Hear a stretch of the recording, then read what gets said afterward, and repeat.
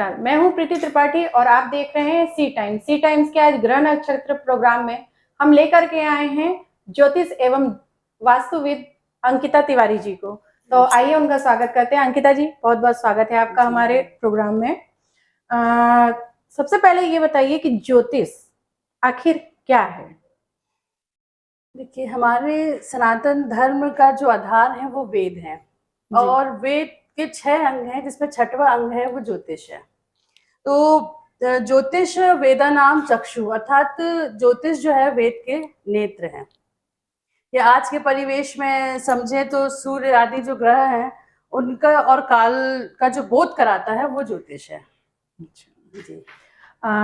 नवग्रह कौन कौन से होते हैं, इनका हमारी लाइफ में क्या प्रभाव पड़ता है?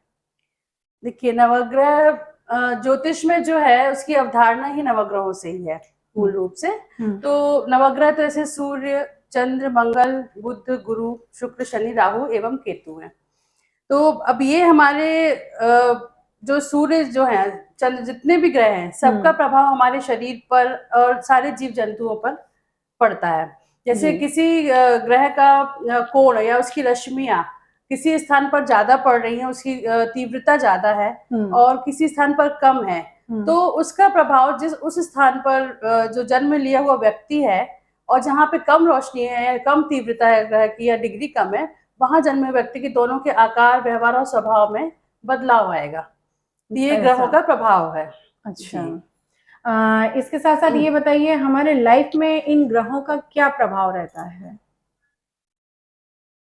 देखिए, जैसे सबसे ज्यादा प्रभाव तो यही है कि आप सूर्य को ही देख लें। आप सूर्य अस्त देखते हैं, सूर्य उदय देखते हैं, है ना, ग्रहण देखते हैं कि सूर्य ग्रहण है, आज चंद्र ग्रहण है, जितनी भी चीजें हैं तो ये अपन किससे, ज्योतिष के माध्यम से ही वो करते हैं ना। जी। साइंस भी देखता है, ज्योतिष भी एक साइंस है बिल्कुल। लेकिन ज्योतिष के हिसाब से भी हमारे पंचांग में पहले ही गणना कर दी जाती है कि इस दिन ये पड़ेगा, आपका ग्रहण है, इस दिन ये शुभ मुहूर्त है। हाँ, तीज त्योहार ये जो पड़ेंगे तो सारे। इनका हम सब पर बहुत अधिक प्रभाव पड़ता है। वो डिपेंड करता है, कुछ लोग मानते हैं, कुछ नहीं मानते, पर प्रभाव तो पूरा पड़ता है। जी।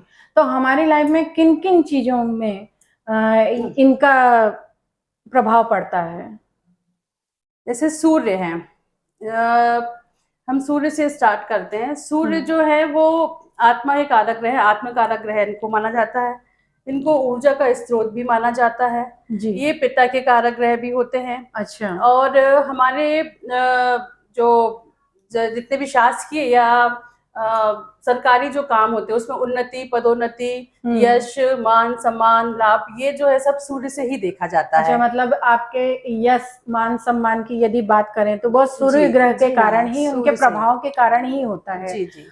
वैसे मैंने सुना है कि यदि पिता और पुत्र के रिश्ते अच्छे नहीं हैं तो वो भी उसका कारण भी सूर्य से ही सूर्य देखा ग्रह जाता होता है कि यदि कुंडली में सूर्य की स्थिति अच्छी है तो आपके पिता से रिश्ते अच्छे होंगे, और यदि सूर्य की स्थिति आपकी कुंडली में अच्छी नहीं है तो आपके पिता से आपके रिश्ते अच्छे नहीं होंगे। तो इसको कैसे, मतलब कैसे पता चलेगा, किसकी कुंडली से पता चलता है? पुत्र की कुंडली देखनी पड़ेगी। पुत्र की कुंडली में आपके सूर्य की क्या स्थिति है, कहीं राहु के साथ नहीं है, कोई ग्रहण योग तो नहीं है, पितृ दोष तो नहीं है, ये सब डिटेल में जाकर फिर देखकर हम आपको बता पाएंगे कि यहाँ पे स्थितियां क्या हैं। अच्छा। और इसमें जो है सूर्य जो है वो हड्डी के कारक भी है, सूर्य जो है वो हार्ट से रिलेटेड भी है।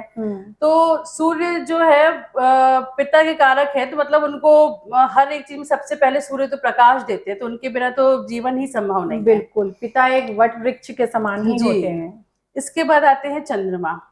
चंद्रमा जो है उनकी गति जो है बहुत तीव्र होती है। उसी प्रकार चंद्रमा जो है वो मन के कारक भी होते हैं। तो मन की गति भी बहुत तीव्र होती है। हम एकदम से कभी खुश हो जाते हैं, एकदम से इमोशनल हो जाते हैं। मैंने सुना है जैसे कि किसी का चंद्रमा खराब है, बोलते हैं, जनरली बोलते हैं, जिनका मन उदास रहता है, पल पल में मूड स्विंग होते रहते हैं, तो वो चंद्रमा के कारण होता है। और चंद्रमा जब आपका अच्छे हैं तो आपको प्रॉपर नींद आएगी, आपको कोई प्रॉब्लम नहीं होगी, मन शांत रहेगा। और नहीं तो यदि आपका चंद्रमा आपकी कुंडली में गड़बड़ है तो आपको अस्थमा की प्रॉब्लम, सर्दी, जुकाम, एलर्जी, ये सब भी चंद्रमा से रिलेटेड होता है। हमारी बॉडी में जो पानी, जो लिक्विडिटी है वो भी चंद्रमा से रिलेटेड होती है। जी। और चंद्रमा से ही जो है हम देखते हैं कि जो माता के कारक माने जाते हैं। जैसे अच्छा। पिता जो है सूर्य जो है पिता के पिता कारक है, के कारक वैसे सूर्य ही ग्रह चंद्रमा होता जो है है। माता के कारक माने गए हैं। अच्छा, तो मतलब यदि बच्चे में कोई चीज या हड्डियों से रिलेटेड प्रॉब्लम है तो उसके लिए माँ का देखा जाएगा कुंडली, ऐसा कुछ है क्या? नहीं नहीं नहीं, बच्चे का ही देखा प्रॉपर जाएगा। उसी की ही कुंडली देखी जाएगी। जी। और चंद्रमा जो है उनके कारण जितनी चीजें होती हैं, मतलब आप सर्दी जुकाम ये सब जो है, ये प्रॉपर चीजें आपके चंद्रमा गड़बड़ करने से ही होती हैं। अच्छा जी। और कौन कौन से ग्रह हैं? उसके बाद चंद्रमा के बाद आते हैं मंगल ग्रह। हाँ। मंगल जो है वो पराक्रम के देवता कहे जाते हैं, और ये इनको कुंडली में जो नवग्रहों में सेनापति की उपाधि भी दी गई है। और जो कॉन्फिडेंस लेवल है वो चंद्रमा से मंगल से आता है। और सेना में या पुलिस में या फिर सर्जन के रूप में जो भी मंगल यहाँ पे अपना असर देते हैं। इसके बाद जो है अपने हमारे जो शरीर में बॉडी में जो ब्लड है, रक्त है, वो उसके मंगल ही कारक होते हैं। जी। और बहुत ज्यादा स्वाभिमानी होते हैं जिनका मंगल तेज होता है। स्वाभिमानी, गुस्सा थोड़ा सा तेज होता है इन लोगों का। हाँ मैंने हाँ। और ये भी सुन रखा है जैसे जो मंगल जो मंगली होते हैं, जिनकी कुंडली, लड़का या लड़की है जिनकी कुंडली में मंगली होते हैं, उनकी शादी भी मंगली से ही होती है। डिपेंड ये करता जरूरी है। है। हाँ, वो डिपेंड करता है, यदि मंगली से ही हो तो बेस्ट है, और नहीं तो फिर राहु सूर्य शनि पाप ग्रह भी होते तो उससे भी मंगल का काट हो जाता है। अच्छा, एक आंशिक मंगली होते हैं और एक होता है तेज मंगल। जी जी जी। तो इसमें आप कैसे देखते हैं कि कौन सा मतलब कितना ज्यादा प्रभावी होता है? तेज मंगल का मैंने जैसे सुना है कि तेज मंगली वालों का सिर्फ तेज मंगली वालों से ही होगी शादी। वो होती है, और उनका भी ऐसा नहीं है, काट उनका भी होता है कि जैसे मैंने बताया पाप ग्रह यदि दूसरी कुंडली के भी स्ट्रांग है तो वहां काट भी हो जाता है तेज मंगली वालों का। अच्छा। ये होता है। उसके बाद आते हैं हमारे बुध ग्रह। जो बुध ग्रह हैं वो वाणी के ग्रह होते हैं। जी। तो वाणी से रिलेटेड होते हैं। आपने देखा जो सिंगर्स होते हैं, जो कविताएं बहुत अच्छी बोलते हैं, जिनकी वॉइस क्वालिटी बहुत अच्छी होती है, इनका बुद्ध बहुत अच्छा होता बुद्ध है। बहुत अच्छा था। तो वैसे बुद्ध के देवता गणेश जी हैं। हाँ, तो वो इफेक्ट जो है ना बुद्ध का जिसमें अच्छा होता है, लोग सिंगर अच्छे बनते हैं, अच्छी कविताएं, अच्छा भाषण जो बोलते हैं ना, ये सब देना ये बुद्ध के कारण होता है। अच्छा। तो बुद्ध जो है वो स्किन से रिलेटेड भी है। तो यदि आपका बुद्ध खराब है तो स्किन की प्रॉब्लम भी हो सकती है आपको। अच्छा। एलर्जी हो सकती है। तो और उसके बाद आप अच्छा अकाउंटेंट, अच्छा जो बैंकर्स होते हैं, या फिर आप अच्छा व्यवसाय जो है, अच्छे प्लानर जो होते हैं वो बुध ग्रह से देखे जाते हैं। अच्छा। इसके तो बाद जिसका आप बुध ग्रह बहुत अच्छा होता है वो प्लानर बहुत अच्छे होते हैं, वक्ता बहुत अच्छे होते हैं, गाना गाने वाले भी बहुत अच्छे होते हैं। इसके बाद आते हैं गुरुदेव। जो गुरु हैं वो मनी और लॉट्स ऑफ नॉलेज, मतलब बहुत सारा नॉलेज, बहुत सारा ज्ञान, संतान, बृहस्पति देवता होते पति। हैं इनके। हाँ जी। तो ये सब इनसे देखा जाता है। और बहुत गहराई में जाना, डीपली नॉलेज लेना, एस्ट्रोलॉजी करना, प्रोफेसर, टीचिंग, ये सब जो है गुरु से प्रभावित चीजें होती हैं कि आप किसी को कोई सलाह दे रहे हैं, अच्छे सलाहकार होते हैं। जहाँ जिनका गुरु बहुत अच्छा होता है वो बहुत अच्छे सलाहकार माने जाते हैं। तो आप, और जब गुरु खराब, ये लीवर से भी इफेक्टेड होते हैं। तो यदि आपका लीवर में कुछ प्रॉब्लम है तो आपका गुरु जो है वो गड़बड़ है। अच्छा। और गुरु जो मतलब है वो बड़े भाई के में कोई बीमारी है तो वो गुरु ग्रह के कारण होता है। और बड़े भाई का कारक भी जो है वो गुरु ग्रह माने जाते हैं। अच्छा। इसके बाद आते हैं शुक्र ग्रह। शुक्र ग्रह वैसे ही चमकदार ग्रह है वो, सभी जानते हैं। लग्जरी लाइफ, एकदम आपको बहुत सुंदर कपड़े, बहुत सुंदर, हाँ जी, परफ्यूम, अच्छी सुंदर सुंदर चीजें, अच्छा घर, अच्छी गाड़ी, बिल्कुल सारे शौकीन होते हैं। हाँ जी, शुक्र ग्रह वाले, तो जिनका ग्रह बहुत अच्छा होता है शुक्र। हाँ जी। तो ये शुक्र ग्रह के प्रभाव है, जिनका ग्रह मतलब बहुत अच्छी कंडीशन में ये सारी चीजों का भोग करते हैं वो। और शुक्र यदि खराब है तो इन चीजों में कहीं ना कहीं कमी आती है। शुक्र से जो है सुंदर काया, सुंदर नेत्र, जो सुंदर आंखें अपन देखते हैं वो शुक्र से देखी जाती हैं। और बॉडी में यदि अपन देखें शुगर जैसे होती है तो वो शुक्र से देखी जाती है। और मोतियाबिंद जैसे लोगों को होता है, ये शुक्र के कारण। यदि शुक्र खराब है तो ये चीजें होती हैं अपनी बॉडी पे। उसके बाद आते हैं शनिदेव। शनिदेव जैसे सब जानते हैं ये न्याय के देवता हैं। तो ये शनै शनै चलते, शनै शनै मतलब धीरे धीरे चलना। तो एक छोटी सी कहानी भी है उनमें कि ये धीरे धीरे क्यों चलते हैं। तो जब एक मैं छोटी सी कहानी सुना देती हूँ बिल्कुल। कि जब रावण के जब पुत्र मेघनाथ का जन्म हो रहा था तो रावण ने सारे ग्रहों को अपने वश में कर लिया था। अच्छा। पर शनि देव को वश में नहीं कर पाए थे। तो उन्होंने उनसे युद्ध किया और उनके पैरों में उनको मारा, तो उनसे चोट लग गई शनिदेव को, जिससे कारण वो लंगड़े हो गए, वो चल नहीं पाए, उनकी चाल जो है उसके बाद से धीमी हो गई। तो सब ग्रहों में सबसे धीमी चाल फिर शनि ग्रह की हो गई। अच्छा। इसीलिए वो उनके 2.5 साल में वो एक राशि को परिवर्तन करते हैं और शनि के जब प्रभाव पड़ता है तो वो न्याय के देवता ही, वो जैसे आप कर्म करेंगे वो वैसा ही आपका रिजल्ट देते हैं। और कानून से संबंधित, वकालत से संबंधित जो भी चीजें हैं, लोहे से संबंधित, कोयले से संबंधित, कारोबार उसी में रहता है। आपके जो ये सब चीजें हैं सिर्फ ये शनि से रिलेटेड होते हैं काम। हार्डवेयर से संबंधित ये सब काम जो है शनि से रिलेटेड काम कहलाते हैं। बिल्कुल। इसके बाद आते हैं आपके राहु देव। राहु जो है ये बहुत, इनका जो बोलते हैं जो राहु केतु सिर्फ सर है ये। बिल्कुल। तो ये बहुत ज्यादा ही दिमाग को दौड़ाते हैं कि अब कई बार वो सही पोजीशन पे पहुंच ही नहीं पाते, कंफ्यूज बहुत करते हैं ये। और जितने भी इलीगल काम होते हैं यदि राहु अच्छे हैं तो ये उसमें फायदे देते हैं, चाहे वो जुए से, सट्टे से, चोरी, जो इस टाइप के जो भी काम मतलब जितने भी गलत कार्य होते हैं उनके लिए राहु। हाँ, और यदि आपको राहु वहां पे यदि फायदा कर गया तो आपको इन चीजों में आपको बहुत फायदा भी दिलाता है, बहुत ऊंचे स्थान पे ले भी जाता है। और राहु यदि अच्छी कंडीशन में है तो आपको राजनीतिक क्षेत्र में भी बहुत अच्छी तरीके से आगे बढ़ा देता है। मतलब राजनीति क्षेत्र में भी जाना है तो आपका राहु बहुत अच्छा होना चाहिए। तो वो राहु जो है आपको राजनीति में भी बढ़ाता है। और राहु से जो रिलेटेड होते हैं जो रोग होते हैं कई बार, तो वो आप देख सकते हैं ज्यादातर जो आत्महत्याएं करते हैं लोग, वो राहु जब कहीं ना कहीं गड़बड़ होता है, चंद्रमा के साथ कहीं ना कहीं उसका कनेक्शन होता है, मन विचलित होता है, कमजोर हो जाता है, तो आत्महत्या का प्रयास करते हैं, सुसाइडल टेंडेंसी आने लगती है कि। उसके बाद जो है केतु ग्रह आते हैं। केतु जो है वो मोक्ष के देवता हैं।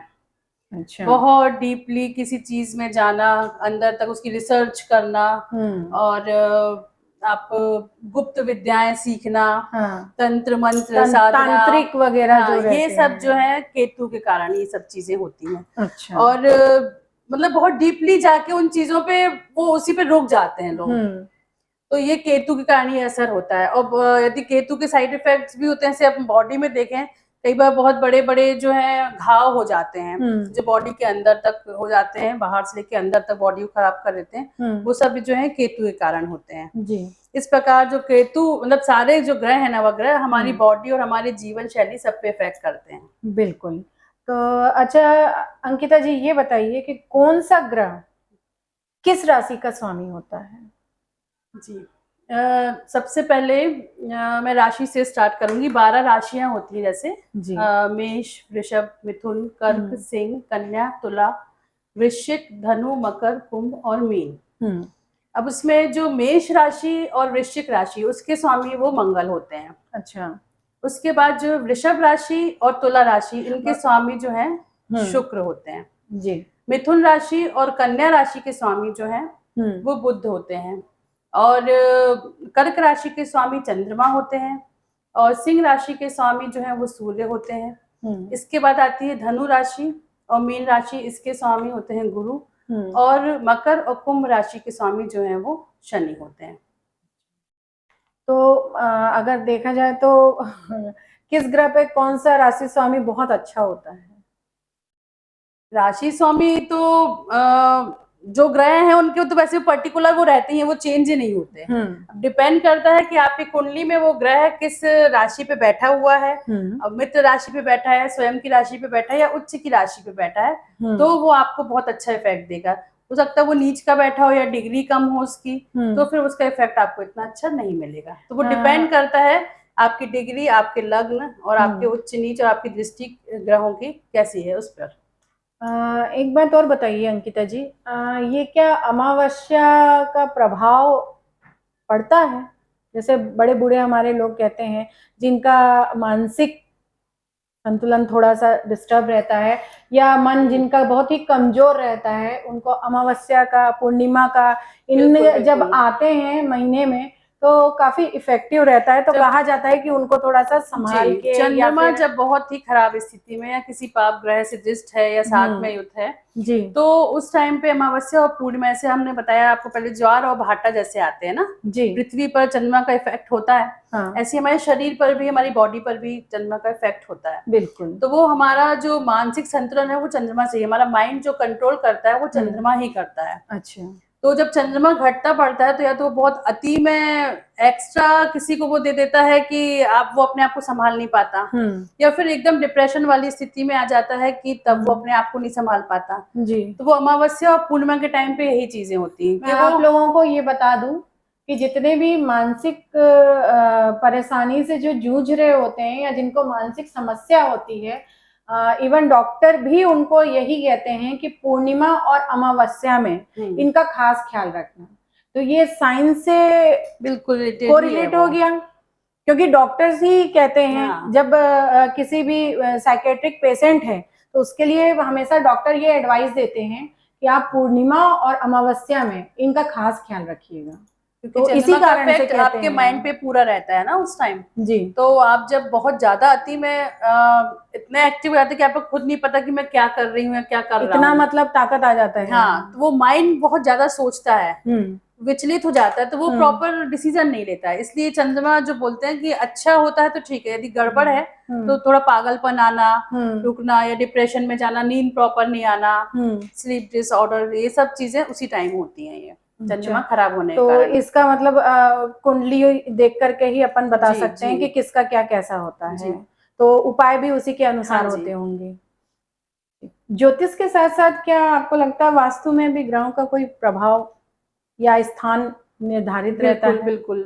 जैसे ज्योतिष में तो ये है कि आपके ग्रह जो हैं हर लग्न हर टाइम के हिसाब से चेंज हो जाते हैं, किस लग्न पे कब बैठ रहा है, हर 1-1.5 घंटे में से आपका लग्न चेंज होता है, तो ग्रह भी चेंज होते हैं। लेकिन वास्तु में जो है सारे ग्रहों के एक स्थान जो है वो निर्धारित है। जैसे पूर्व का स्वामी जो है वो सूर्य है। यदि हम किसी एक स्क्वायर, एक नक्शा लेते हैं तो उसमें पूर्व दिशा के स्वामी जो है वास्तु में वो सूर्य रहेंगे, और दक्षिण पूर्व जो आग्नेय कोण कहलाता है वो उसके स्वामी जो है शुक्र है। इसके बाद आती है दक्षिण दिशा, उसके स्वामी जो है वो मंगल है। इसके बाद आती है नैऋत्य दिशा, मतलब दक्षिण पश्चिम, साउथ वेस्ट, इसके स्वामी जो है वो राहु केतु होते हैं। इसके बाद आती है वेस्ट, पश्चिम दिशा, इसके स्वामी जो है वो शनिदेव होते हैं। इसके बाद आती है वायव्य, मतलब नॉर्थ वेस्ट, उत्तर पश्चिम कोण, इसके स्वामी होते हैं चंद्रमा। इसके बाद है उत्तर दिशा, इसके स्वामी होते हैं बुध। और लास्ट में आते हैं जो ईशान कोण, जो नॉर्थ ईस्ट कॉर्नर है, कहलाता है ईशान कोण। नहीं, ईशान कोण जो है नॉर्थ ईस्ट है, और साउथ ईस्ट जो है वो आग्नेय कोण है। अच्छा। नॉर्थ ईस्ट के जो स्वामी है वो गुरु है। तो ऐसे वो उनको पर्टिकुलर उनका स्थान निर्धारित है, उसके हिसाब से आप ग्रहों की जो है आपके घर का जो वास्तु है वो सेट किया जाता है कि आपका किचन कहाँ आएगा, आपका बेडरूम कहाँ आएगा, आपका पूजा घर कहाँ आएगा, वो वहां सेट किया था। पर ज्योतिष में ऐसा नहीं है। ज्योतिष में आपके ग्रह जो है प्रॉपर चेंज होते रहते हैं, क्योंकि लग्न चेंज होता है तो ग्रह बदलते रहते हैं, तो आपकी कुंडलियां चेंज होती रहती हैं, कुंडली किसी की एक सी रहती नहीं है, और वास्तु में जो है वो सेम रहता है। जैसे कि जो बच्चे आजकल डिलीवरी सबसे ज्यादा सी सेक्शन के द्वारा, ऑपरेशन के द्वारा ही हो रही है, तो क्या ऐसा होता है कि जिन बच्चों का ऑपरेशन होता है या सर्जरी से आए हैं उनकी क्या तारीख निर्धारित नहीं होती है, तो उनकी कुंडली में कोई इफेक्ट पड़ता है? जी, नॉर्मल कहते हैं, मैंने कुछ लोगों से सुना है ज्योतिष वगैरह जो है वो उसको जिस दिन आना है उस दिन की तारीख डॉक्टर देगा। जी, मतलब वो तो ऊपर से ही निर्धारित है। वो ऑपरेशन भी उसी दिन होगा जब उसको जिस ग्रह के स्थान पे उसको आना है, ग्रह नक्षत्रों के जब जैसे ग्रह नक्षत्र होंगे उसके, वो उसी टाइम पर ही वो जन्म लेगा। और तो वो इसका जो बोली है वो डॉक्टर के मुंह से निकले या नॉर्मल हो, जैसा भी हो, आएगा तो वो उसी फिक्स टाइम पे जब उसको आना। जैसे डॉक्टर आजकल बोल देते हैं ऑपरेशन तो होना ही है, तो आप डेट वगैरह देख करके, और डेट भी आप वही देखेंगे, वही सोचेंगे जब उसको पैदा होना होगा। जैसा कहते हैं उनके इशारे के बगैर एक पत्ता भी नहीं हिलता है। क्योंकि मैंने सुना है कि जो नॉर्मल बच्चे होते हैं, नॉर्मल डिलीवरी से होते हैं, उनकी कुंडली मानी जाती है, और जो सी सेक्शन या ऑपरेशन के द्वारा होते हैं उन बच्चों का नहीं माना जाता है। नहीं, ऐसा कुछ तो नहीं ये एक है। मिथ है। ये मिथ है, क्योंकि वो जो डॉक्टर भी देंगे ना आपको, हो सकता है आपको 2 बजे का टाइम दें वो डॉक्टर, हम्म। उसके बाद हो सकता है 4 बज जाए, कुछ इमरजेंसी है, क्योंकि उसको उस टाइम आना ही नहीं था, जी उसको 4 बजे ही आना था।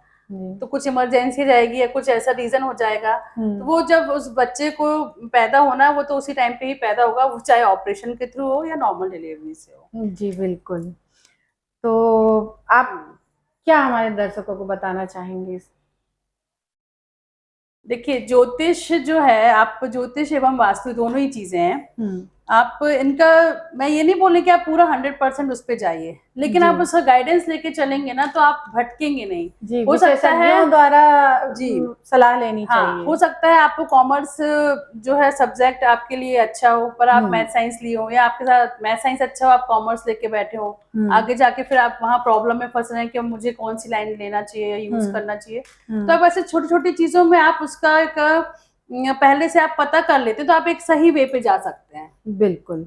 ऐसे तो ही घर के लिए भी है। जी। यदि आप घर ही बना रहे हैं या घर में रेनोवेट कर रहे हैं, घर को कुछ चीज ठीक कर रहे हैं, तो यदि आपको जब वो करना ही है, तो आप उसको वास्तु के अकॉर्डिंग करा लीजिए, तो जी। वो चीजें प्रॉपर हो जाएंगी। मतलब सारी चीजें जो हैं वो कहीं ना कहीं इफेक्टेड करती हैं यहाँ आपको, आप चाहे माने हाँ या जी, ना माने। बिल्कुल बिल्कुल। डायरेक्ट या इनडायरेक्ट वे में ये सारी ही चीजें हमको हमारी लाइफ में इफेक्टेड करती हैं। जैसे पीपल की हम बोलते हैं कि आप पीपल की पूजा करिए। जी।